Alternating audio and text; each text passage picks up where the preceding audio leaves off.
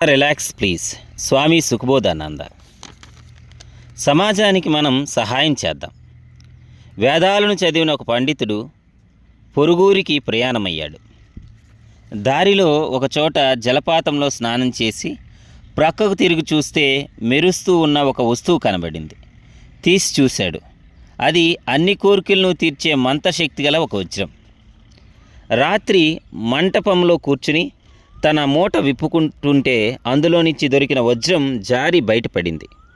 దాన్ని అక్కడే గమనిస్తున్న ఒక వజ్రాల వ్యాపారి దాన్ని చూశాడు. దురాశ గల ఆ వజ్రాల వ్యాపారి తనకు ఆ వజ్రం ఇమ్మని అడిగాడు. పండితుడు దాన్ని అతనికి ఇస్తూ ఆ వజ్రం మహిమ గురించి చెప్పాడు. ధన్యవాదాలు తెలుపుకుంటూ ఆ వ్యాపారి ఇంటికి బయలుదేరాడు.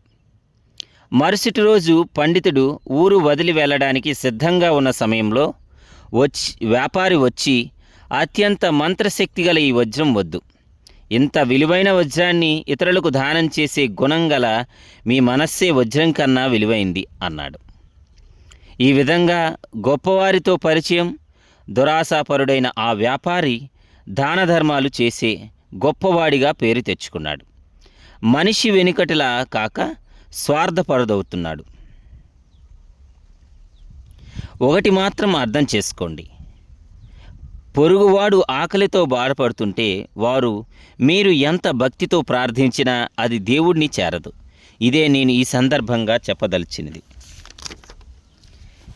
ఒక చక్రవర్తి శివభక్తుడు ఒకసారి శివుణ్ణి పాలతో అభిషేకం చేయాలని అనుకున్నాడు.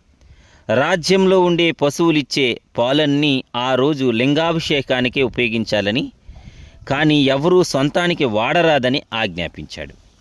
శివాలయంలో ఉంచిన పెద్ద పాత్రలో తాము తెచ్చిన పాలన్నీ పోయసాగారు ప్రజలు. కానీ ఎన్ని పాలు పోసినా ఆ పెద్ద గిన్నె నిండటం లేదు. ఏదో అపచారం జరిగిందని రాజు, ప్రజలు అందరూ బాధపడసాగారు. ఇంతలో ఒక అమ్మాయి పంచపాత్రలో పాలు తెచ్చి సిగ్గుపడుతూ ఆ పెద్ద గిన్నెలో వేయగానే వెంటనే నిండిపోవడం రాజును ప్రజలను ఆశ్చర్యపడేటట్లు చేసింది. మేమంతా పెద్ద పెద్ద గిన్నెలతో నింపితే నిండనది నువ్వు వేసిన చిన్న గిన్నెడు పాలతో ఎలా నిండింది అని రాజు పడియాడు. రాజు, నన్ను ముందు మీరు క్షమించాలి. మీ ఆజ్ఞను నేను పాటించలేదు. పాలు తెస్తున్న నాకు దారిలో ఆకలితో బాధపడుతున్న చిన్న పిల్లలు కనిపించారు. వారి ఆకలి తీర్చి మిగిలిన కొన్ని పాలను మాత్రమే తెచ్చాను అన్నది.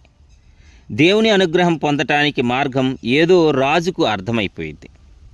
పక్కింట్లో నిప్పు అంటుకుంటే ఆర్పడం, ఆ నిప్పుని మన ఇంటికి పాకకూడదనే సహాయం కోరి ఎవరైనా మీ ముందు నిలిస్తే వారి సహాయం చేయడం కోసం కాదు, మిమ్మల్ని గొప్పవారిని చేయాలని, వేదిక మీద పాడుతున్న వారిని చప్పట్లు చెరచి ఎలా ఉత్సాహపరుస్తూ మనం సంతోషాన్ని అనుభవిస్తాం.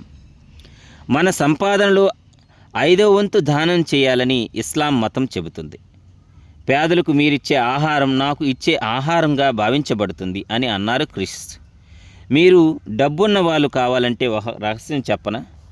అవసరానికి మించిన సంపాదించటం వల్ల ధనవంతులు కారు. ఇతరులకు సహాయపడినప్పుడు అతని ధనవంతుడవుతాడు అంటారు.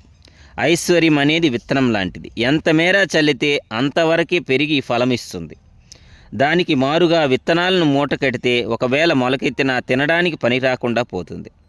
ఇతరులకు సహాయపడడానికి కాదు దేవుడు నన్ను సృష్టించింది అని మీరు అనుకుంటే కనీసం మీ శారీరక కష్టానైనా సహాయంగా వారికి ఇవ్వండి. ఒక విషయాన్ని గుర్తుంచుకోవాలి, ఎవరో వేసిన బాటలో మనం నడుస్తాం. కష్టపడి ఎవరో నిర్మించిన ఇంట్లో ఉంటాం. వేరే వాళ్ళ శ్రమతో తయారై బట్టలు ధరిస్తాం. కష్టించి పండించిన ధాన్యాన్ని మనం తింటాం. దువ్వెన మొదలు చెప్పుల వరకు ఎవరో శ్రమించి ఇస్తే మనం ఉపయోగిస్తున్నాం. సామాజిక శ్రమ వల్ల ఇన్ని సదుపాయాలు అనుభవిస్తున్న మనం సమాజానికి సహాయం చేయడానికి ఎందుకు వెనుకాడాలి? వీలైనప్పుడు ఇతరులకు సహాయపడితే దేవుడు మీకు సహాయపడతారు. ధన్యవాదాలు.